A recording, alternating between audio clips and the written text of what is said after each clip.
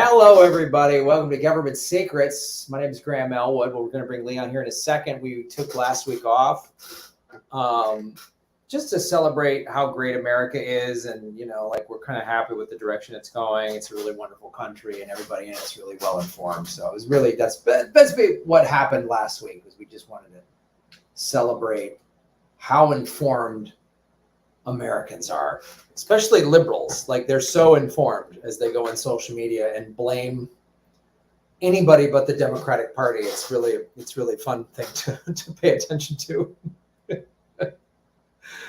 Come on, Graham, you sexy beast. I need you and Lee today. I'm deep in a despondent state. Why? What? Is there something, has something happened in America that makes you bummed out? I don't get it. Everything's so great. Speaking of things that are great, how about a Government Secrets mug? I am currently drinking loose leaf green tea. Well, I don't use tea bags. That's my tea bags. I'm a green tea snob. I'm going to tell you that right now. Oh boy, this mug only available at the Patreon mug tier. Look at that. Fantastic. Graham,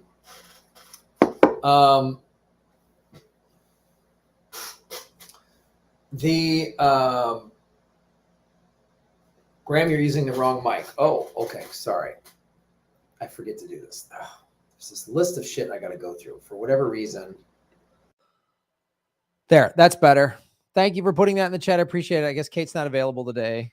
There, is that better? There we go. Graham, wrong mic unused. We got it. We did it. Thank you, everybody, for watching on the CIA tube. And of course, those of you watching over on Twitch and of course, rockfin.com. Like, share, subscribe, share this on your social media. That's a little bit of a tongue twister. And so let the tech problems commence. That's not what the show should be known for. Yeah, share this out, everybody. I think this is pretty much going to be our pretty consistent new time. I hate to commit to anything because it always changes, but Fridays at 11 a.m. Pacific and 2 o'clock Eastern time is going to be our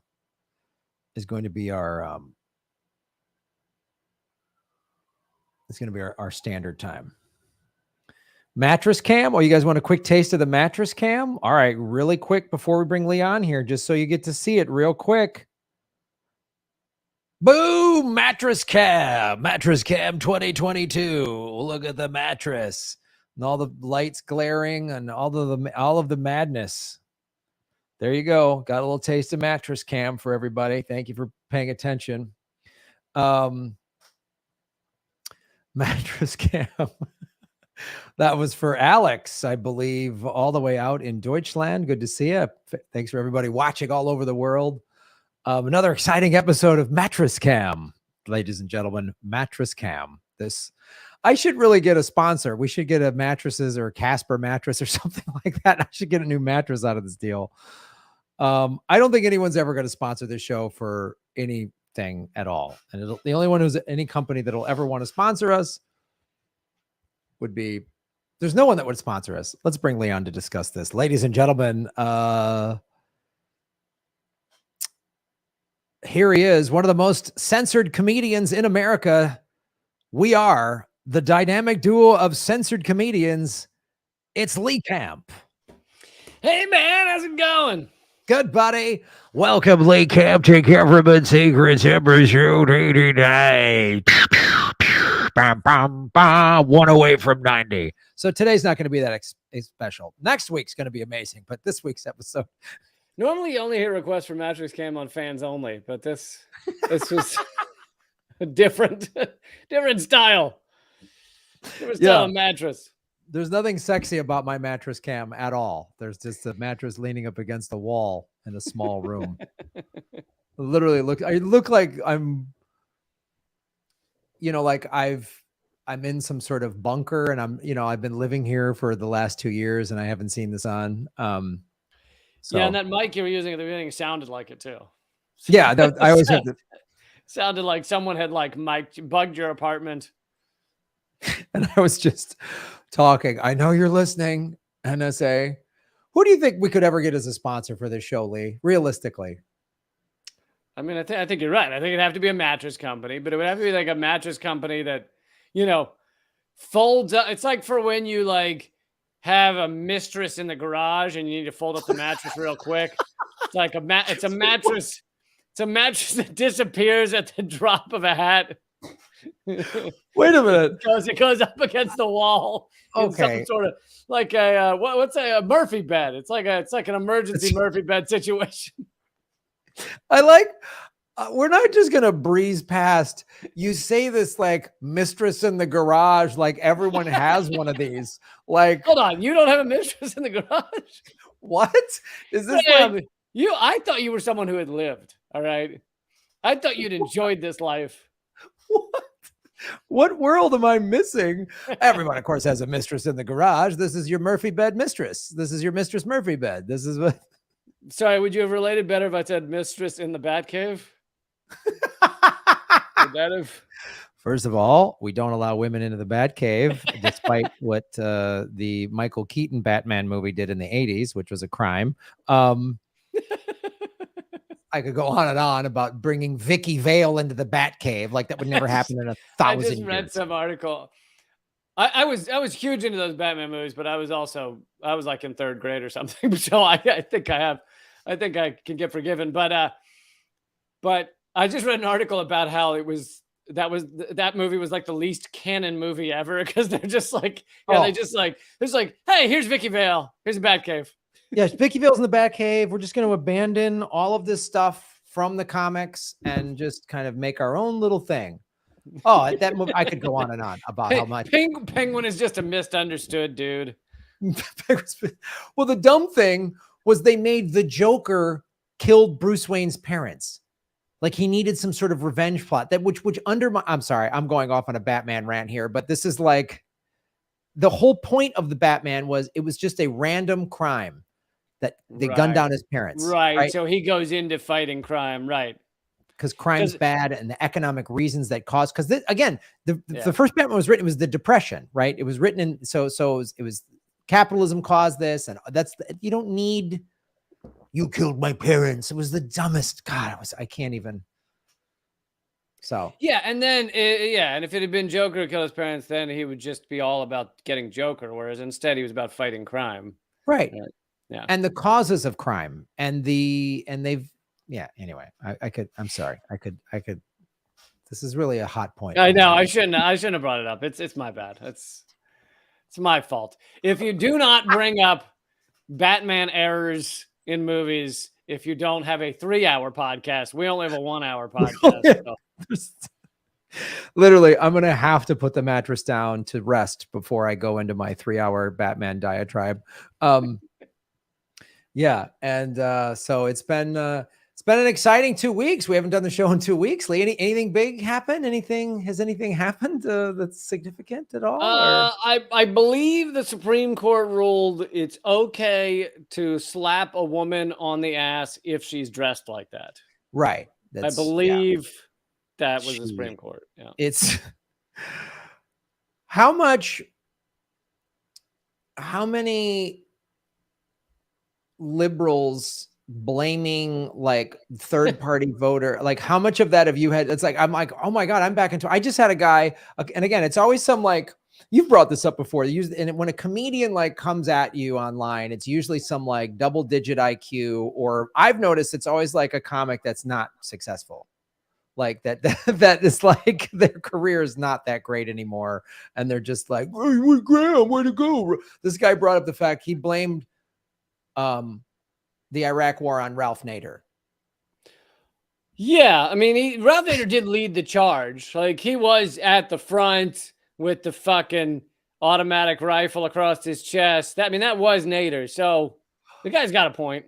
Right. And it's like at every point I kept going and everything I kept saying, and I stayed very level headed. I was like, well, the Democrats have done this, this, and this. Why don't you hold them accountable?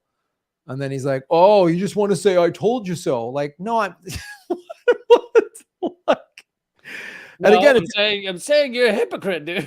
I'm saying you're a complete hypocrite. He goes, I said, I told you so. Well, you just, it's staggering to read. And then he just made some well, why don't you just, keep going right wing like your buddy Jimmy Dore or something? I was like, well, I haven't been on it. I've been on a show once in a year only to debate him. So once again, you don't know what you're talking about. That's fine. And every time I brought up and I brought up the war in Iraq, I said, Hillary voted for it. Joe Biden voted for that war. And then he's like, oh, so we're just going to play I told you so? Yeah, I'm saying I told you to stop voting for the Democratic Party. Yes, I have told you so. Yes, stop voting for them. I love the idea of like, man, you're so fucking wrong. And you're like, no, here's how I'm not wrong. And then he's like, oh, you just want to do I told you so. Yeah, that's what a debate is. Yeah, I won the debate. So. I just told you so. It's going, I'm right and you're wrong.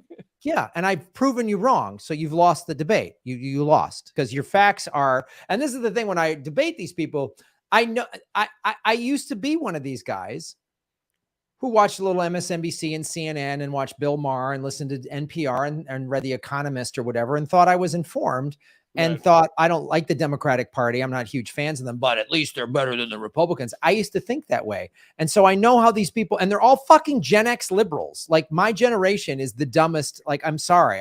Everyone's like, oh, millennials, Gen Z. What? They're born into a hellscape.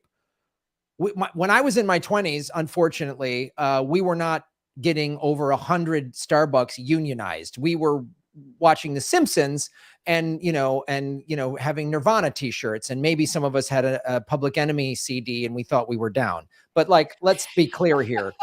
I'm sorry, Gen X. I am telling you, we haven't done much as a whole, as a generation. I did a lot. It's garbage, but yeah, there's a significant chunk of the millennial group that's garbage as well. It's it's just American culture is producing garbage. It does. It produces it. We're meant to be consumers, and this constant, the college educated liberal that still defends the Democratic Party and blames everything on third party voters and the Republicans and won't hold the Democratic Party accountable for anything. I call them, they're the flat earthers of the left. Like they're not, don't call them of the left, because I find that insulting. Well, that's the thing. Everyone points it out. I always say they think they're on the left. That's the thing. They consider themselves on the left, and they're not. They're like center right. I mean, at best, they think they're the left, and they refuse to acknowledge any of this stuff. I mean, I was like, Obama dropped more bombs than Bush. Yeah. You're mad at the Iraq war, but Obama was worse. Oh, are you just going to play I told you so? Yeah, that's why I don't vote for the Democratic Party. I was like, it's staggering. And they think they're so much smarter. And I'm like, how are you any different than the red state voter that says Trump never lies? He's never lied. Like, you sound just as crazy when you won't acknowledge all the awful stuff the Democratic Party's done. I don't understand it. Anyway. Yeah. No, they're all pathetic. I mean, I've stopped reading most things that people post. It's really, and I don't read some people. They usually come on to I post something. And here's what I posted, this thing that was at a Roe v. Wade protest a couple days ago, of mainly young people going, Democrats, we're done with you. We see right through you, was something to that effect. Basically, people saying, we know Democrats, you've helped Roe v. Wade get taken down. You didn't codify it. I posted another thing of two young women saying Democrats could have codified this a long time ago, and they didn't. Yeah. Yeah. And the other thing, which I covered on my live stream, is that I didn't come up with this. It's a great point put forward by others, is that Biden right now with executive actions could put abortion clinics on federal land in red states. They could have like a toll-free number you could call, and the federal government could send you abortion pills right now. They could have a fund, and obviously the federal government has trillions of dollars. They could pay to bus these people to a state where they can get the care they need. So all of that could be done today, and they're not going to do any of that shit. I give a fuck. No. And then they send out donation emails. Yeah, but they fundraise. It's a fundraise. And this is, guess what, Lee? I don't know if you knew this. This is our most important election ever. Like, have you heard that yet? Like, it's always the most important next election ever. I heard it was second most important to the Taft. I think it was Taft's second term. I just tapped second term. Right. That we talk about that one a lot. Everyone's big Taft. But this is almost the most important election. Yeah. Taft's second term. Oh, fantastic. All right, buddy. Whose segment do we want to do first? We got a couple of fun ones for you folks. We do. I can go first if you want. I think Lee Camp should do segment number 1 of episode 89 of Government Secrets. If you love America, this show will break your heart. Lee Camp. So, as I hope the longtime listeners of this show know, America, the United States, is the land of the free. But for some people who are political prisoners in this country, they're not as free. They've been locked up or killed or what have you. Right. So an example of that is the person I'll be covering in today's segment, Mumia Abu-Jamal. Now, hopefully some of you heard his name. He is one of the best known American political prisoners to date, currently still imprisoned. I figured I'd give the some of the we'll start with the Wikipedia, but then we'll get into the details that Wikipedia would never give you. So both of our stories today, folks, little spoiler alert, are going to do that. We're going to have what Wikipedia says, and then we're going to go into the truth. We're going to go into the deeper truth. Exactly. Yeah. Wikipedia is like this pamphlet that's just like, this gives you like, here's a couple like, things. Here are all the wrongs America has done, and it's a little little pamphlet that says, like "Here's what you need to know." 3 pages filled with cartoons. Yeah, and that's always, and everyone is just written like a big mix-up, like it wasn't like a deliberate evil act. It was always like, "Oh, Gilligan got the boat wrong," or whatever. And so. The Gulf of Tonkin was caused because someone sneezed on the radar screen. Yeah. He was looking at the map upside down. That's how the Gulf of Tonkin happened. It was just a big snafu. So Mumia Abu-Jamal is an American political activist and journalist who was convicted of murder and sentenced to death in 1982 for the 1981 murder of Philadelphia police officer Daniel Faulkner. He became widely known while on death row for his writings and commentary in the criminal justice system. He's had numerous appeals, and his death penalty was overturned by a federal court in 2011. He got switched to life imprisonment instead of death row. Beginning at the age of 14 in 1968, Abu-Jamal became involved in the Black Panther Party. And so for a lot of, largely racist people who are like, he's a fucking thug and he murdered a cop, they love to say Black Panther thug. The dude was in the Black Panthers from age 14 to age 16. He left the Black Panthers at age 16.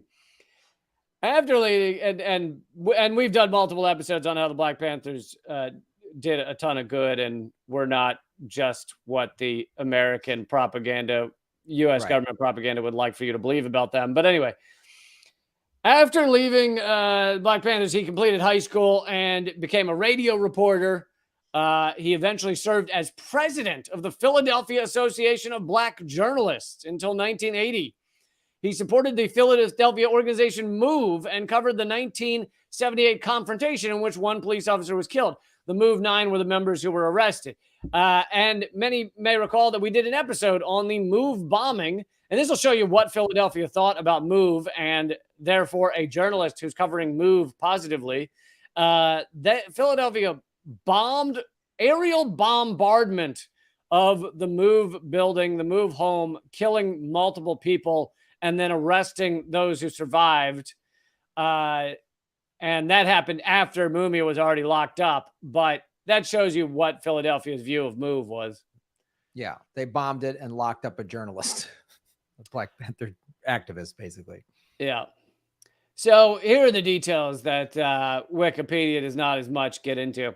And this is coming from thefeministwire.com. They wrote a good article called 10 Facts About Mumia Abu-Jamal. early in the morning of December 9th, 1981, while driving his cab. So at this time, he's a well-known journalist, and I don't know how well-known, but fairly well-known. As I mentioned, he was president of the Philadelphia Black Journalists Association, so somewhat well-known. He was even working and doing reports occasionally for NPR, but as you and I might know, as comedian journalists, or what the fuck you want to call us, doesn't always pay the bills. So he was moonlighting as a cab driver. He's like driving the midnight shift as a cab driver. And he stops his car when he sees that his brother is being arrested by a police officer. Out of the encounter, and there's, conflicting stories on what happened, obviously. Out of the encounter, the police officer, Daniel Faulkner, is shot and killed by somebody. Mumia was found semi-conscious, sitting nearby with a bullet from Faulkner's gun in his stomach. Mumia's gun, which he acquired because he had recently been held up while driving his cab, was allegedly found nearby. Eventually, he was tried, convicted of murder in the first degree, and put on fast-trained execution in the absence of hard evidence.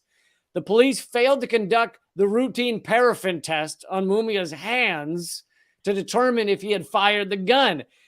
And on top of that, a critical fragment of the bullet retrieved from Officer Faulkner's body was somehow lost.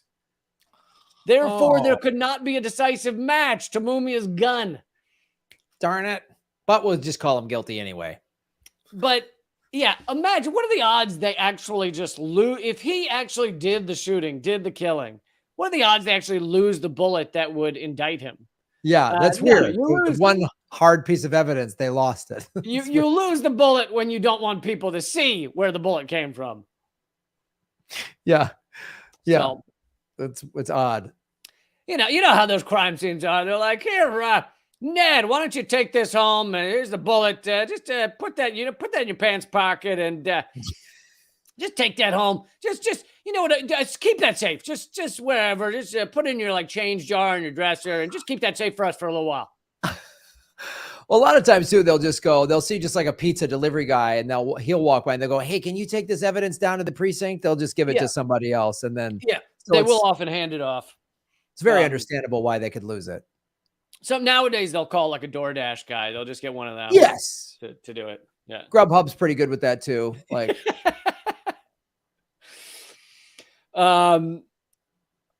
so on the night that Officer Faulkner was shot, there were actually 4 persons at the crime scene. It wasn't just him, his brother, and the officer. And 4 witnesses have reported seeing a 4th person fleeing the crime scene. But the presence at the crime scene of the 4th person was concealed at the trial by the prosecutor, Joe McGill, and the trial judge, Albert Sabo.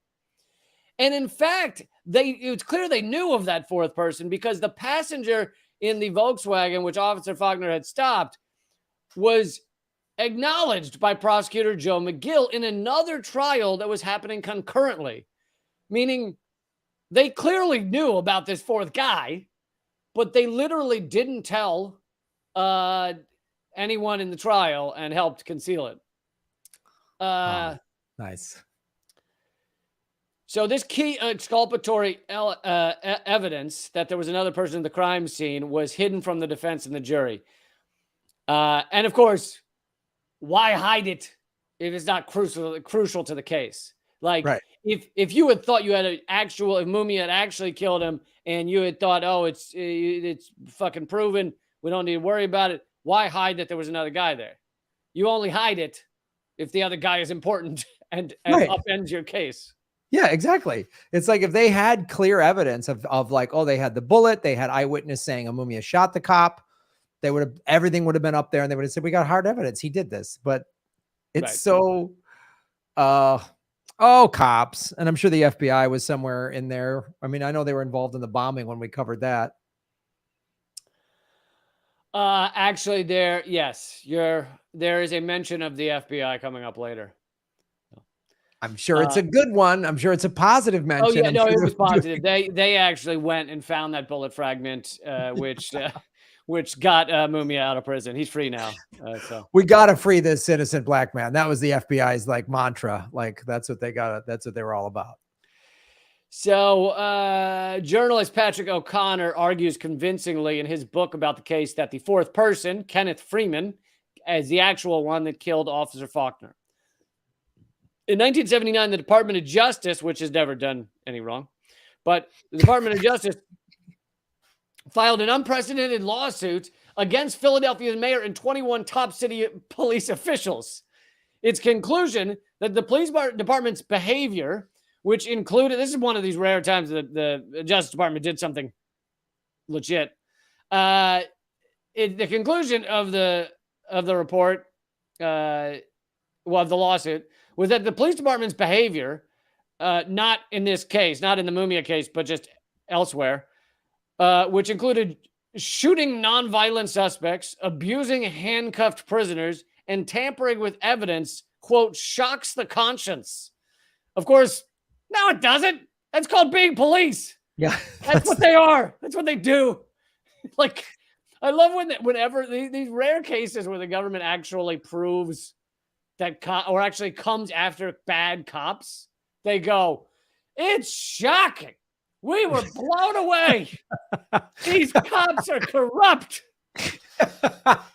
Well, I think that's sort of part of the whole corrupt system is that the rare times when they do like investigate it, they always make it seem like, oh, this was just one rogue, department or a handful of bad apples that were just so out of line. We had to rein them in. So what that in fact is doing in the long term is creating a culture where just don't get caught. You know what I mean? Like that's really, it creates an atmosphere where it's like, you guys can beat people up and hide some evidence. Just don't be so overt about it. That's what these investigations in effect serve as we got it. It's like arresting the mid-level drug dealer rather than the system. The system. They go, we cut out the cancer and all as well. Meanwhile, it's like the system is Skeletor.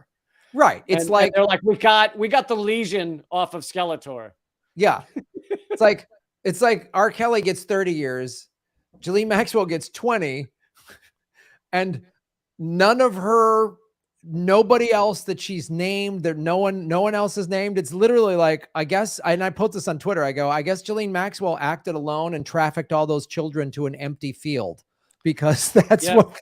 And she has no idea, who else was involved. No clue, none. We'll never know, I guess. That's just turns out that long list of initials of who was getting on the Lolita Express jet. That was just the names of various drinks she wanted to have. Like, right, yeah. The literally 118 pages of FAA flight logs that got released last December during her trial. I don't know that that's that damning. Like BC didn't stand for Bill Clinton. It stood for Budweiser and Corona. We want to make sure I have a lot of those on board. Or the one where it literally said Bill Gates. Like it wasn't even initials. They were written out. Bill Gates. Like that's his code name. That's turns out he's not good at coming up with code. He's good at coming up with code, but not code names. He's very good with code. He's terrible with code names. He's like, just tell them it's Bill Gates call. Oh, shit. Oh, God, no. BG, would you like to use your code name of Bill Gates on this flight? Yes, on the QT for sure. So that report comes out in 79. The officers who arrested and later brutalized Abu Jamal come from the 6th District, the same place, which was under yet another federal investigation for police corruption by U.S. attorneys general in Philadelphia with the approval of the U.S. Department of Justice at the time. As a result, over 1/3 of the 35 officers involved in Mumia's case, including the top officer at the crime scene, Alonzo Giordano, were subsequently convicted of rank corruption, extortion, and tampering with evidence to obtain convictions. This is like he had of the 35 officers that were involved in this, he had like the all-star team of shitheads in charge of locking it. It was like a fantasy shithead team that was locking him up. Meet your all-star shitheads on the Philadelphia Police Department. And the people that had Alonzo Giordano on their fantasy team, man, they did well that week. They did so well. I shouldn't have traded him away. So then there's the fact of the covered up photographs. The photographs taken at the crime scene were taken by a freelance photographer in Philadelphia named Pedro Polikoff. Polikoff repeatedly called the police to give them the photographs, but the police never responded because, let's be honest, they didn't want people to see the real crime scene. They got the phone call, like, oh, you've got photos of us fucking framing a guy? Oh, well, you know what? You keep those. You know what? We're good. We're good. We're just, why don't you hand those to me? We'll print them in the paper real quick. We'll get those printed up real quick. So Polikoff assumed that Mumia was guilty because that's what the newspapers were saying. And so he didn't worry about it. But in 2006, these photographs were discovered and studied. The photos disprove the prosecution's entire theory of the case. They also show that the police lied and tampered with evidence. Apparently, they show a cop putting his hands all over the gun, ruining any fingerprints, probably, just wiping off his KFC on the handle of the gun. Just, I got some of that chicken grease. I just use this gun handle to clean it off. He's eating a Philly cheesesteaks just dripping all over the bullet. Yeah, this was an episode of CSI, I remember, correct? I remember there was a KFC episode of CSI. Yeah. When it helps lock in the fingerprints if you just put a little KFC grease on the handle there. It's like when you see they put that powder on there and then they with the special like duster or whatever, the brush. Yeah. It's the same thing. You put a little KFC grease on there. That's why all the CSI techs always travel with KFC in their bag, in their tech bag. So the Polikoff photos also point to the presence of, wait for it, a fourth person at the crime scene. No, what? Weird. Is there any other story we've covered where there was maybe a second shooter or another person? I can't remember. Was there another? I feel like a bigger. Was it a Gettysburg Address? Was it? There was another guy at the Gettysburg. Was it that? Was it the Gettysburg? I can't remember. Anyway, it'll come to me. Me. But. Yeah. The prosecution pegged the murder of Officer Daniel Faulkner on Mumia based on the perjured testimony of 3 witnesses who said after 60 days later, 60 days go by, and then these 3 witnesses say, oh, yeah, they saw Mumia confess while he was in the hospital. That's the kind of thing that hits you 2 months later. You're just like, oh, yeah, you know what? Now that you say it, he totally yelled, I did it. I killed that cop as he was being taken into the hospital. Just remembered. Just remembered.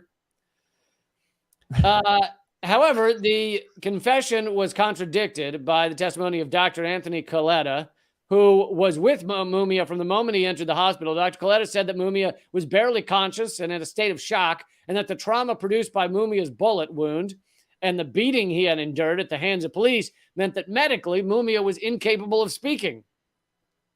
Well, I'm sure he could have, tapped out, I killed the cop in Morse code or something. He could have maybe spelled it out with IV fluid on the floor. You know how it is. You just spray a little IV fluid confessing that you killed the cop. Looks like we've lost Graham's feed. Either we lost Graham's feed and he's logging back on, or I've offended him, and he's finally learned too much about the American justice system, and he's had enough. So I think I walked Graham. Anyway, gonna keep going anyway. In a jaw-dropping illustration of judicial bias, Terry Carter, a court stenographer, testified in an affidavit that she heard Sabo, the judge. Hey, welcome back, buddy. Hello. Sorry. I thought maybe I walked you, but you're saying you're sticking around. I was like, this is enough, Lee. Come on. The guy's guilty. I'm out of here. Lee Harvey Oswald acted alone. Can we move on, please? So Terry Carter, the court stenographer for the original trial, testified in an affidavit that she heard Sabo, the judge, referring to how he was going to instruct the jury. Because for those who don't know how this shit works, jury instruction is very important. What the judge tells the jury to actually think about. Because judges can heavily manipulate the jury. You know, they could tell a jury something like, if you think at all that this guy might have done it, then you got to say guilty, which of course is not true. Or they could say something like, if you have any reasonable doubt, then you have to say not guilty, which is true. So judges can heavily impact the jury.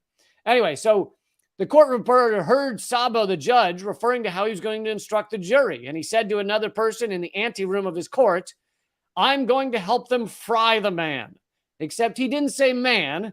He said a word that starts with an N and rhymes with, bigger or trigger or something. Right. I'll let you try and figure it out on your own. I'm sure it was like Nightcrawler or something like that, because I doubt there was any sort of racial motivation on the parts of the police towards a black man. I find that hard to believe. No. Graham, I am upset you would even bring up such an idea. This doesn't make sense that a country that was built on genocide and slavery, that's had laws on the books to literally keep black people living less than, that also imported Nazis after World War II, that same country would have systemic racism within its police department. I find that hard to believe, quite honestly, and I resent the implication. I didn't do well in math, so I don't know if that adds up. Really, remedial math was my peak. So just gonna blame it on public school system and be like, sorry, that I can't. I don't know my multiplication tables, so what you just said about systemic racism, I can't sign off on that. You're going to take the American. I'm totally misinformed, but I think I know what I'm talking about. So I'm just going to say a information and data less stance based on some have-truths that I watched on corporate media. Yeah, let's go with that. Wait, did you just read that off my T-shirt? Or did you come out with that on your own? I think you have a necklace that says that has that written on it and little stones that I remember reading. It's diamond studded. So Sabo had a history of this kind of shit, distinguished among his peers because he sent more people to their execution than any other judge in the country. And by the way, we have a very racist capital punishment system, which I've gone into before. Sabo earned the reputation of the hanging judge. And the overwhelming majority of Sabo's victims were, wait for it. Hold on. Can I guess? Yeah, so I'll let you guess, Graham. Rich white women. You were close. Mustachioed is the answer.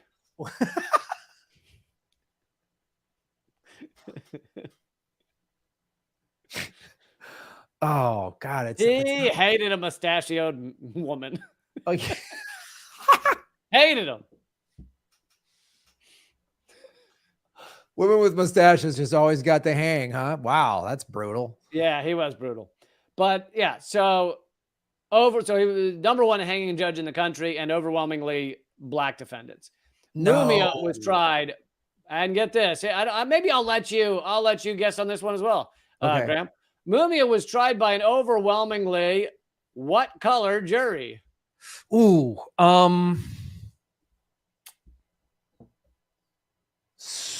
socialist, like free thinking, critical thinking socialists of wide varied backgrounds, because that's who encapsulates the working class. The answer was mauve. An overwhelmingly mauve jury. I'm sorry, it had to be a color, Graham. It had to be a color. Oh, so red. I would have said red. Socialism, red. Yeah. Overwhelming socialist jury. So overwhelmingly white jury. I'm sure that shocks people.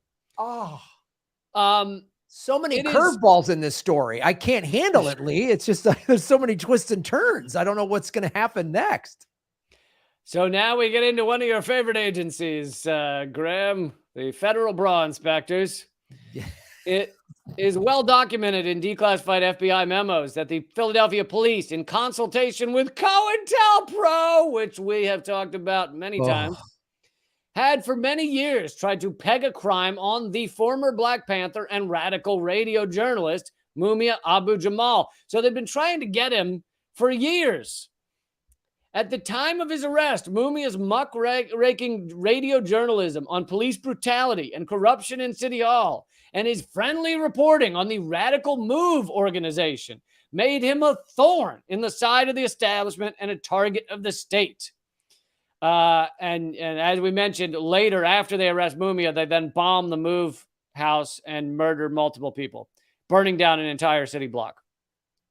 One of the least known facts of the case remains that the investigation of Officer Faulkner's fatal shooting was conducted not by the police department's homicide unit, but rather by its civil defense unit, the local police arm of J. Edgar Hoover's COINTELPRO, which was vastly expanded in 1967 when Frank Rizzo became police commissioner of Philadelphia.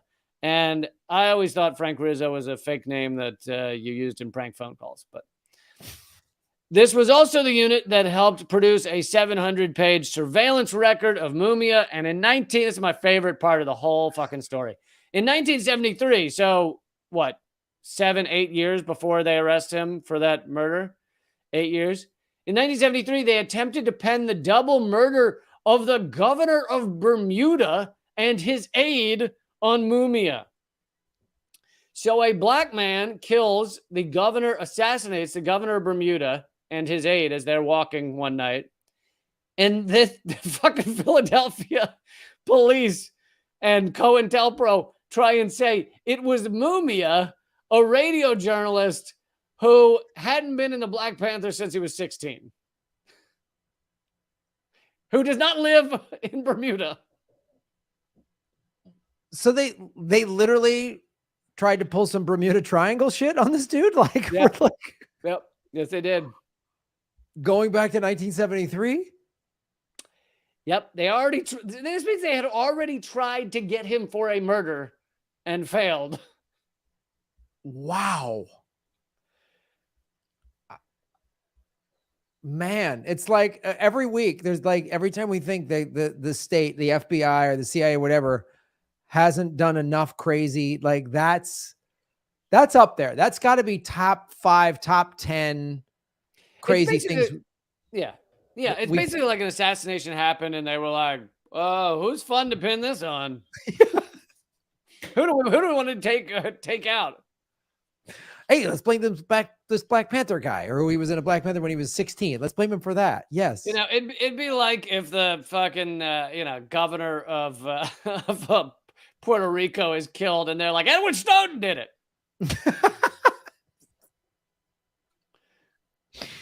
Yes, he did it from his from place in Moscow. That's where he did it. Wow, that's fascinatingly. That's a fantastic first segment of episode 89. That's basically it. He's still in prison. His death penalty has been commuted, but they're planning on keeping him there till he dies, and people continue to fight for him. You can find a lot more info on trying to free Mumia if you just Google it. So, all right. Here we are, Government Secrets, episode 89, segment number 2. Hit the like button, ladies and gentlemen. Like, share, subscribe wherever you're listening or watching this.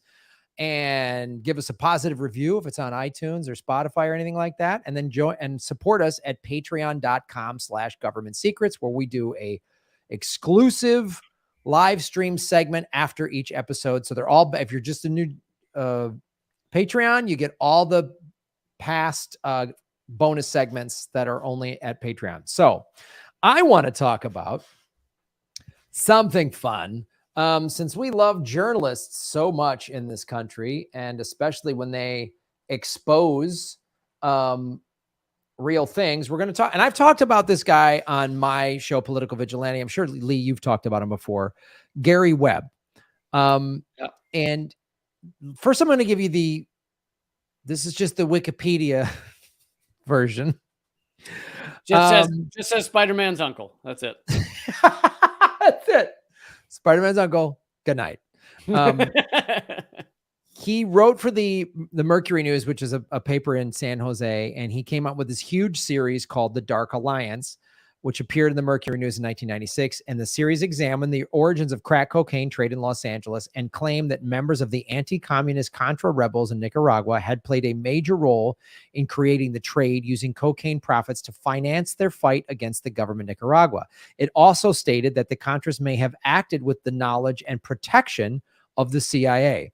The series provoked outrage, particularly in the Los Angeles African-American community, and led to 4 major investigations of its charges.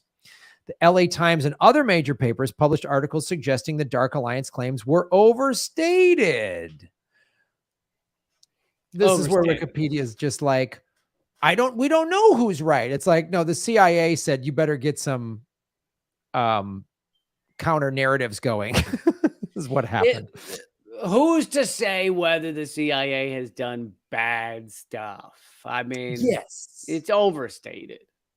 And we'll get into it in a second. So what happened then is they did the standard thing. They started putting, and there's a movie about this that starred Jeremy Renner that came out a couple years ago. It's a decent film. Jeremy Renner's a good actor. And they did the whole thing of, they put smear pieces in other stories. And then, of course, they tried to make him out. This is what they always do with a whistleblower.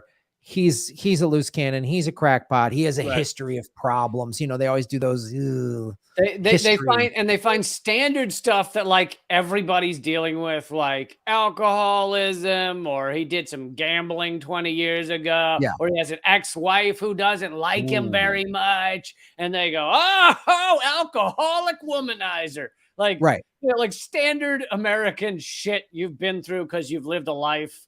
Anything. Just like, have you ever gotten mad in traffic or something and lost your cool? Oh, anger, hothead, loose can't, like anything like that. You've ever like a DUI from 17 years ago? They're like, he enjoys running down children while drinking a Colt 45 behind the wheel. Like alcohol fueled murder car, just like, okay, he had too many drinks and he shouldn't have driven. And all right, like it's always the way they spin everything. So, in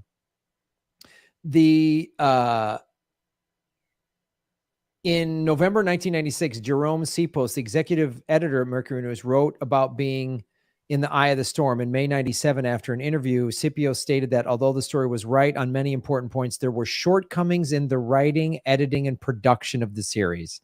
So he wrote that the series likely oversimplified the crack epidemic in America and supposed a critical role of dealers. And the supposed critical role the dealers written about in the series played in it. Webb disagreed with the conclusion. He resigned from the Mercury News in 1997. He became an investigator for the California State Legislature, published a book based on the Dark Alliance series in 1998, and did freelance investigative reporting. And then this is my favorite part of the Wikipedia. He died by suicide on December 10th, 2004. That's the end of the Gary Webb thing. And then it says in parentheses, unrelated. Yeah. He died by suicide, not related to the whole dark triangle thing. No, he was such a loose cannon. He killed him. He's such a drunky, womanizing, crazy nut burger that he just, those nut jobs always. Well, so first of all, before we get into the actual suicide and what the coroner's report said, this is one of their tactics, is with whistleblowers, to isolate you, to make you feel like you don't have friends, to lose your job, so that you do feel desperate and alone and maybe depressed and maybe even think about taking your own life. So that is part of the tactic. So the fact that this suicide, they just brush it off as like, oh, he had a heart attack while he was sleeping. Like, no, first of all, what motivated a suicide? Right. And you and I have talked about, like, people are often driven to OD as well, right. like Lenny Bruce and perhaps Jim Morrison and Billie Holiday. It's like they were driven to severe substance abuse problems because they were being chased by the fucking government. Yeah. They're being, yeah, they like in Lenny Bruce's case, he couldn't work. I mean, like they did all that stuff. So the smearing tactics of the whistleblower cannot be minimized if this was in fact an actual suicide. But let's just, before we get into all the CIA connections, there's an article in The Intercept I'm going to go over that came out in 2014 before The Intercept went corporate neoliberal or whatever happened over there, back when The Intercept was still The Intercept. The official coroner's report, Lee, of Gary Webb's suicide, shot himself in the head twice. Which that shouldn't raise any red flags at all, because we all know when you and the gun was found 2 apartments away. Yes, the gun walked away and it had somebody else's handprints on it, but we know it was a suicide. So he supposedly shot himself in the head twice. Which, well, I mean, Graham, that just speaks to somebody who really wants to get the job done. I mean, you know, there are those who want to take their life and they want to do it right. So you got to double tap, Graham. You got to double tap. So he shot himself in the back of the head twice. So he did that. Yep. The first one, boom, immediately snaps forward. And then as that's happening, his body still twitches and he gets another round off. Okay, maybe sure. Maybe he'd been training in the off season. You're too cynical, Graham. I'm way too cynical. Like, and even if you could bring in 1,000 gun experts or medical people who say the body could nervously twitch, this has happened in the past, and show me examples, it doesn't excuse the things we were just talking about, how they drove him to suicide. But two shoots in the back of the head, you know what that tells me? That's a threat. That's mob style. Like, oh, you're an investigative journalist? Would be a real shame if you happened what that Webb guy shot himself in the back of the head twice, suicide style. You know what I mean? You publish a story like that, yeah. Guys might fall down a flight of stairs, Lee. That's weird. You know what I'm saying? Like, at the very least, that's we are making sure you're not getting up. Yeah. And it's a message. It is a message. You want to do investigative journalism? If you see a sniff of the CIA, you better back away. And that's what local media now does, is they find, you know, the mid-level city council member that got an envelope for, you know, from a construction company. They're going to find that kind of corruption. You know what I mean? The barbecue joint that's paying off the health inspector. That's the kind of stuff. Right. Or my favorite local news one is we went to the grocery store, and even though the tabs on the products in the aisles said 2 for $1, on a couple of them, they charged us full price. We were overcharged by 39 cents out of our $200 at the grocery store. More news at 11. Gotcha. Take that, criminals. And they always have a name like, we're the Gotcha Gang. Oh, and today's Gotcha Gang goes after those used car inflatable guys who go up and down, but they're not really that excited. They don't actually help sales. Gotcha. You know. Oh. Ion fraud. Yeah, exactly. Expose. It's always that, like, something. Chattanooga's Gotcha Gang. The Eyewitness Crime Watch. Yeah, but never. It's never like the CIA. No. The Chattanooga Gotcha. The Cincinnati Gotcha Gang is not like the CIA killed Kennedy. The Chattanooga Gotcha Gang. The Chattanooga Gotcha Gang is not like there's a global billionaire fueled sex trafficking ring of pedophiles. They're not going to say that. The Gotcha Gang is going to do that one. Today on New Paltz, New York's Fraud Squad. How the FBI creates the terrorists that they then arrest.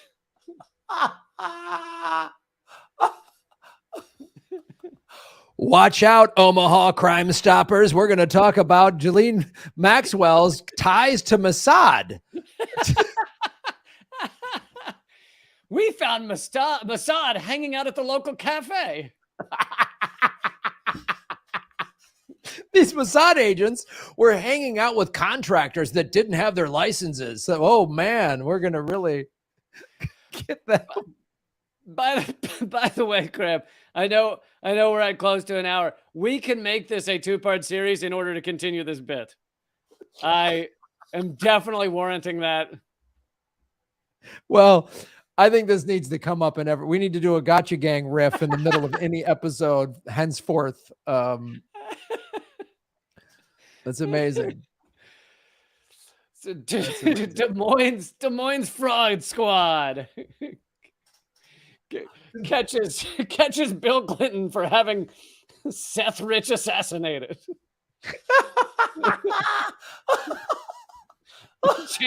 Channel 6 eye on presidential assassinations.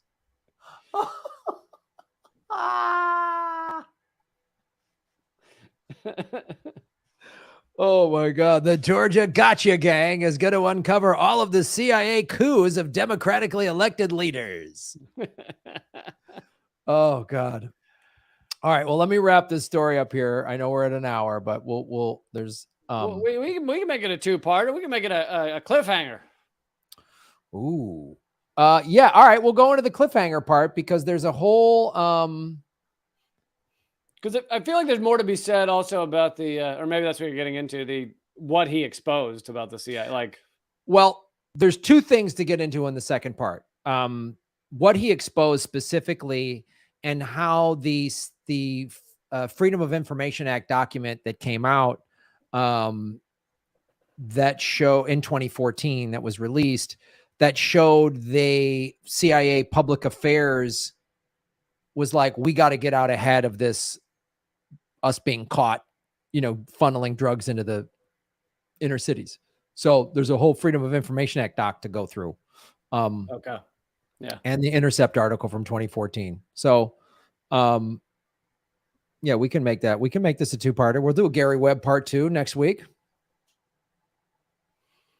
Sounds good to me. Is there anything else you want to go through now, or you want to just save it? Well, if we're up on an hour and we want to do a second part, then I'll just save it because really, I wanted to talk about the WikiLeaks and the suicide first and how they. But we'll get into the specifics of what he actually uncovered and the hard evidence that he did. And there's also numerous other reports and documentaries showing this. This wasn't just him. And there's another guy, not Rupert, but Robert Murdoch, I believe, who did there's another guy, another ex-CIA agent that called this out. There's several CIA whistleblowers that have spoken up on this. So we'll get into that in the second part because it's extensive. There's the Intercept article is pretty extensive. It's really about the freshly released CIA documents show how the largest U.S. newspapers helped the agency contain a groundbreaking expose. Mainstream media helping out CIA. Isn't it great? That's basically what they did. That's when his dark, series came out, everyone was like, holy shit. And then all of the people all of the counter narratives started coming after him. And it was like, rather than the corporate media doing its job of like, oh, we're going to get ahead of this story. We're going to all come at this. And so everybody starts exposing it.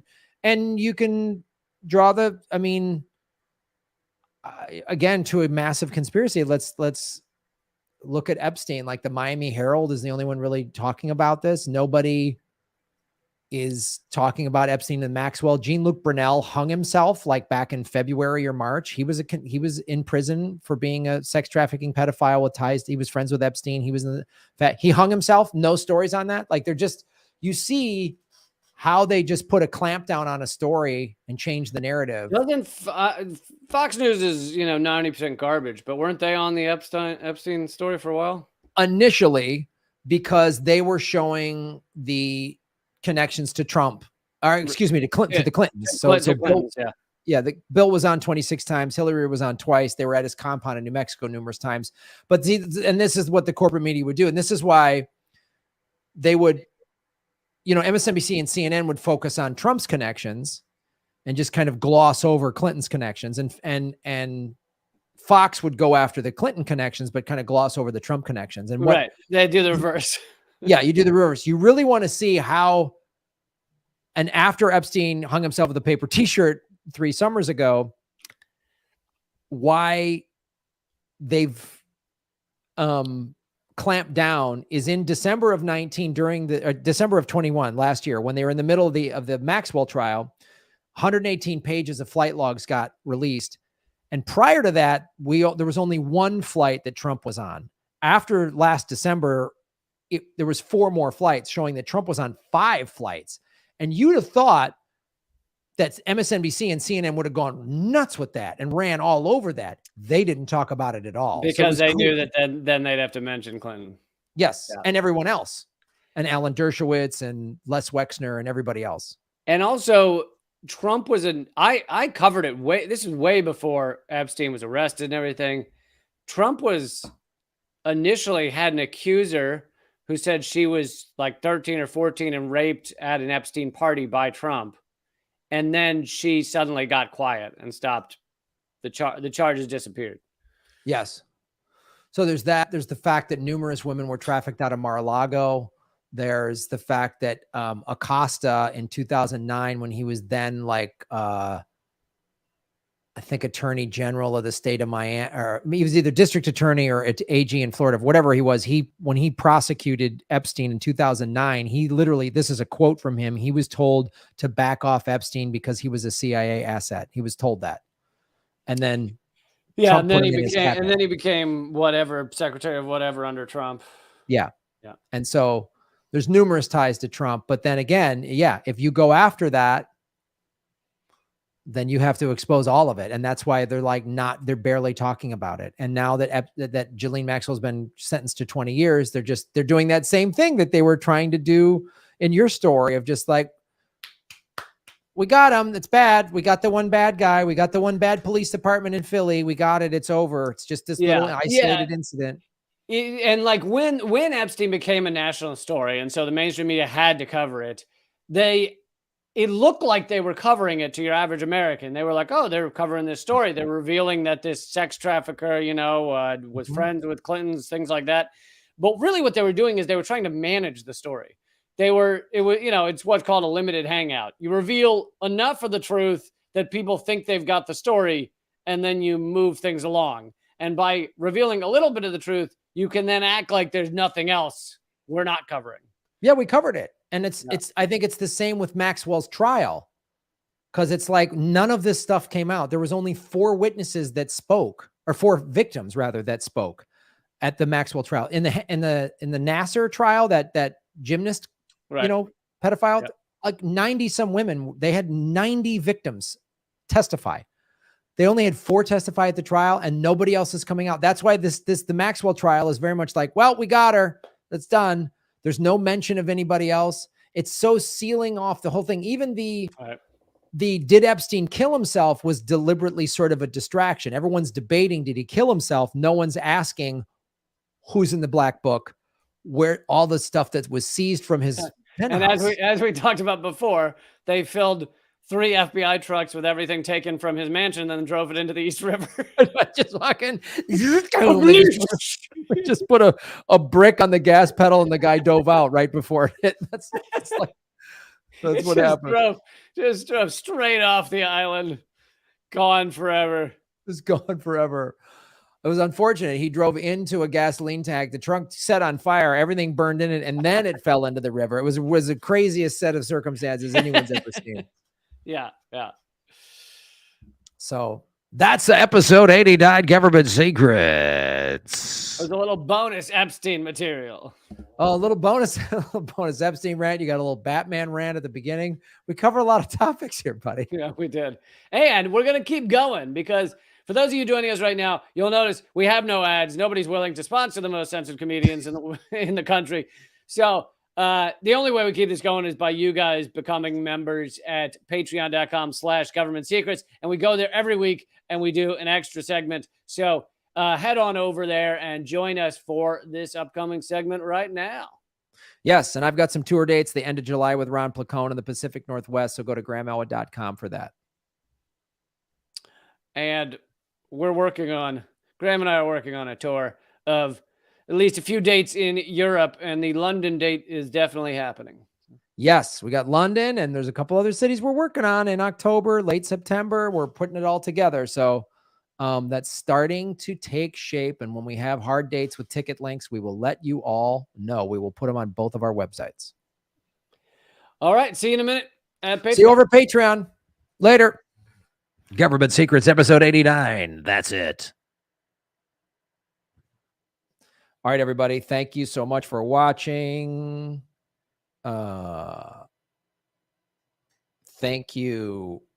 Gozira Zero, Danny McCartney, OTR Trucker, Alfred Das Liebe. Thank you so much for supporting us over at rockfin.com/Graham Elwood. We will now see you at patreon.com/government secrets. Shalom, everybody.